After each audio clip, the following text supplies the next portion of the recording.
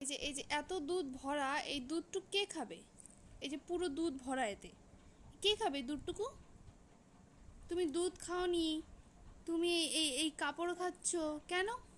এইসব কি? এইসব কেন হচ্ছে? এইসব বদমাশি? হ্যাঁ, এসব বদমাশি কেন হচ্ছে শোনা? শুনি। ওই দেখো, আবার পা খাচ্ছে। মানে দুধ না খেয়ে তুমি সব কিছুই খাবা, তাই তো?